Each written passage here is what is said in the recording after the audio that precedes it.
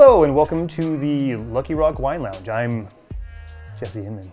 I'm Aaron Moonflower Inman. I could have swore your name was Shocker.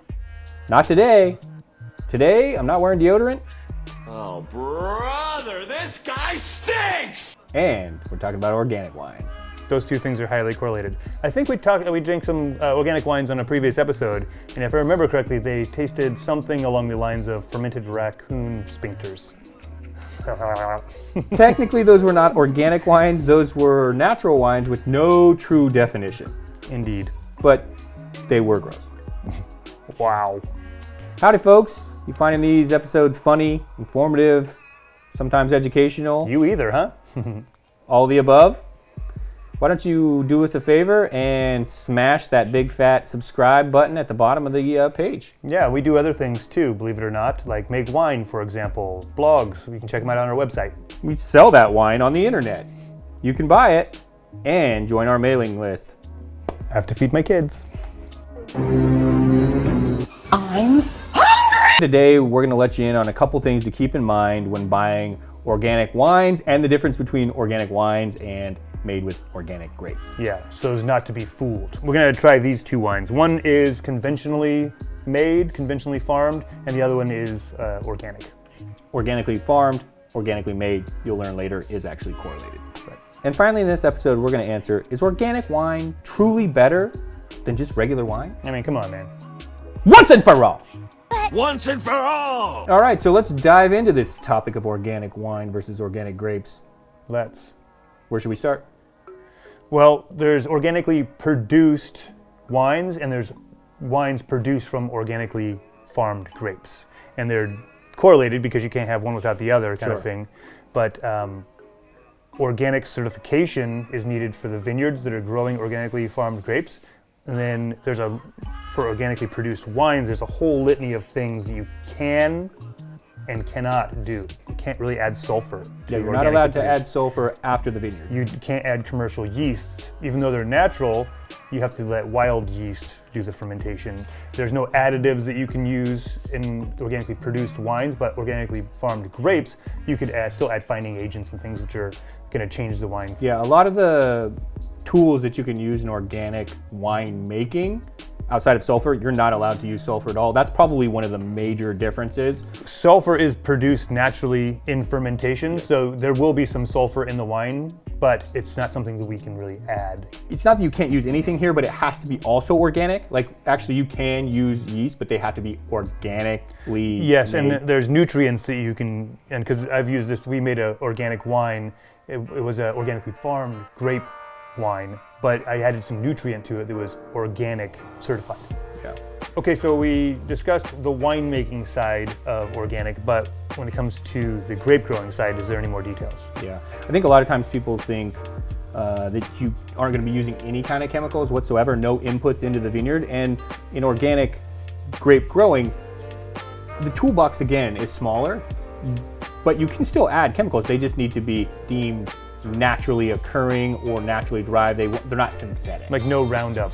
No Roundup, but like a real common one is stylet oil, whereas there's organic stylet oil and there's just regular stylet oil. And so there's implications like that. Powdery mildew is a great example. Powdery mildew, if you grow grapes in California, is something you're going to deal with. They love humidity. They love humidity, like 69 to 75 degrees is kind of where it goes a little bit buck wild. So maybe if you're doing an organic vineyard, kind of like we made a wine from organic grapes, we did it from a warmer county. Yeah. And so that warmer county, there's a smaller season of that perfect 69 to 75 with a little humidity.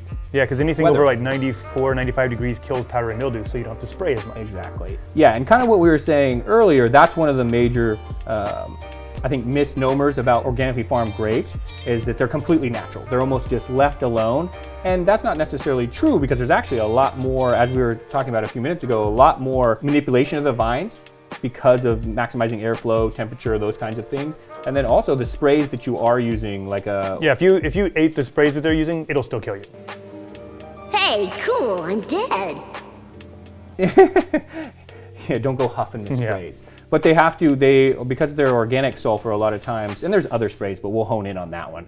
They break down faster, so you actually have to apply them more frequently in the vineyard to make them active especially in areas maybe where you planted a vineyard that wasn't really conducive to going organic because it is maybe a little cooler. Yeah. Everything is about just not being an ecological at the end of the day. Yeah, we use that term a lot, actually. And being intentional.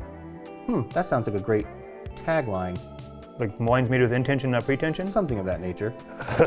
If you're doing things intentionally, I think there's a couple different ways to do it. So another thing that we really need to talk about is who's certifying these? Yeah, there's several different companies that'll certify, and they are companies a lot of times, but they're accepted by the government body, and it changes from country to country, place to place.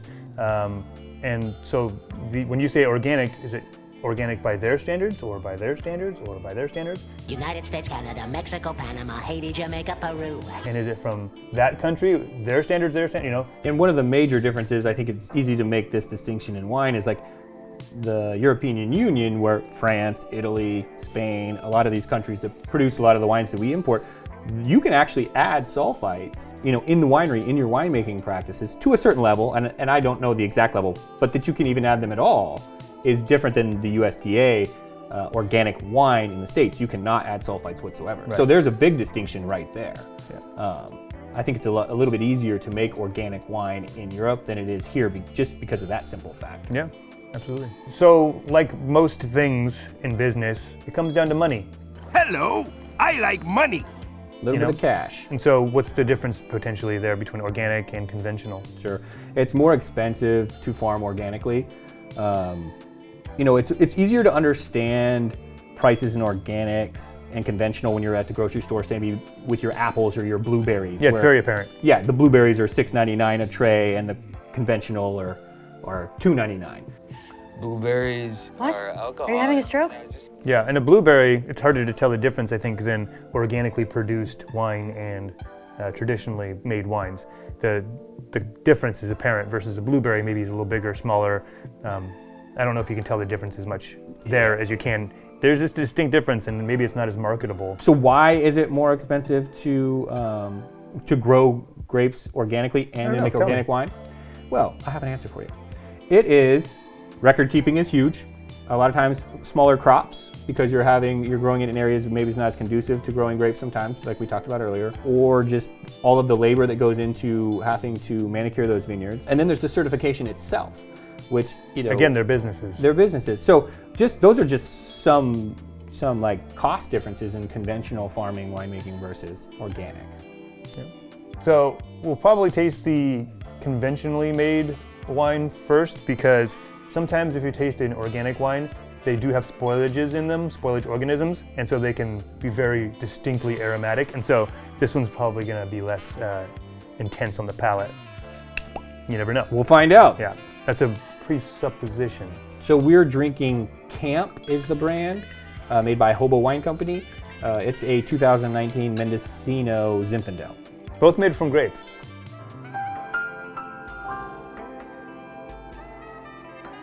Both made from grapes. Camp Zen. It's good. Smells good.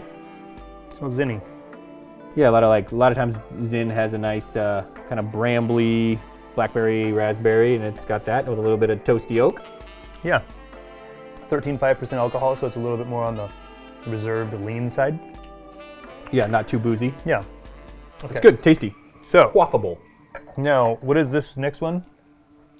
Frey USD organic wine. It literally says organic wine, not produced from organically farmed grapes. And this is also a 2019 Mendocino Zinfandel, but made under the strictest, really, certification you can be. And here it says no sulfites added, no GMO yeast, no sulfites, no GMO yeast. Have you ever had a dream that you And also no sulfites.